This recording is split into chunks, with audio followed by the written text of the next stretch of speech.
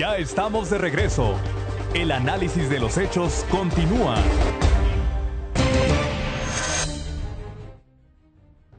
Y mire, este tema del cual le voy a platicar a continuación es muy interesante. Hay que recordar, el gobernador del estado, Jorge Herrera Caldera, entregó una iniciativa al Congreso local para hacer una reforma, la reforma del estado, y fundamentalmente para confeccionar una nueva constitución local.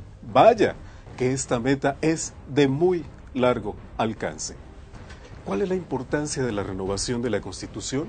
Pues fundamentalmente la adecuación de la ley a la realidad que vivimos ahora los mexicanos.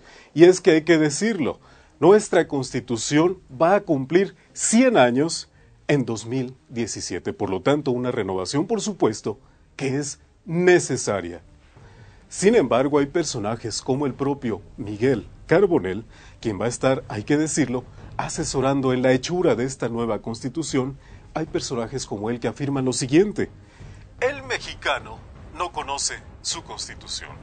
Además, en algunas reformas que se han hecho, se ha pasado de las 60 palabras que incluía un solo artículo a las más de 3,000, haciendo incomprensible el texto constitucional. Al final, dice el Miguel Carbonell, el mexicano no tiene una cultura constitucional. Vamos pues con este análisis. ¿Cuál es la razón? Sobre todo en el contexto de que Durango pronto tendrá una nueva constitución.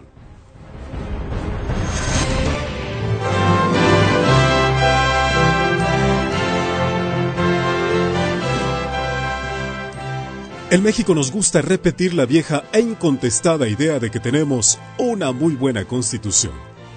Desde hace décadas hemos escuchado la misma cantaleta triunfalista, sin que nadie se haya atrevido a cuestionar su fundamento o incluso su veracidad.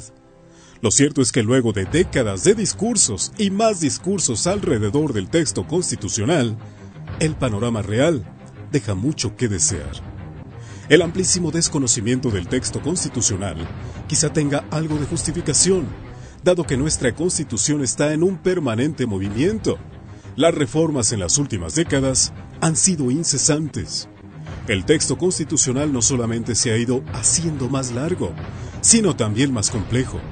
Abundan las normas con alto grado de detalle, propias quizá de una ley o incluso de un reglamento. Diego Valadez nos informa, por citar algunos ejemplos, que el artículo 122 originalmente tenía 50 palabras y ahora tiene 2,880. El artículo 41 pasó de 65 a 1,297. El artículo 123 nació teniendo 1,722 palabras, pero ha venido creciendo hasta alcanzar las 3,598. La pregunta interesante que surge a partir de tales datos es: ¿el aumento del contenido constitucional ha ido de la mano de su mayor observancia? En otras palabras, por tener una constitución más larga y profusa, ¿la cumplimos más? Es seguro que las respuestas a estas interrogantes serán del todo decepcionantes. Puede haber, y seguramente ha habido, muy buenas razones para hacer muchas de las reformas constitucionales que se han realizado en los años recientes. Pero lo cierto es que ese proceso no nos ha permitido, por sí mismo, avanzar en la construcción de un país de leyes y en la puntual observancia de sus normas supremas. En ese terreno seguimos siendo, para decirlo con las palabras de Carlos Santiago Nino, en referencia a su natal Argentina, un país al margen de la ley. Más allá de la retórica con que muchos políticos suelen adornar sus discursos sobre la Constitución, lo cierto es que el conocimiento de nuestra Carta Magna es un fruto exótico, todavía en el siglo XXI. La gente no conoce la Constitución ni sus derechos. El 65% dice que conoce poco la Constitución y 27% dice que, de plano, no la conoce nada.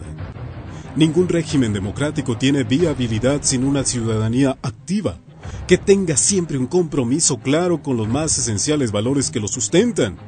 Lo mismo puede decirse respecto a los regímenes constitucionales. Pero para que todo sea posible, hay que cumplir con un requisito previo.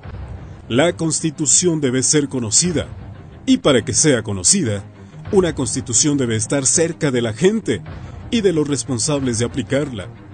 No es una responsabilidad solamente del gobierno o de los maestros. Es una tarea de todos.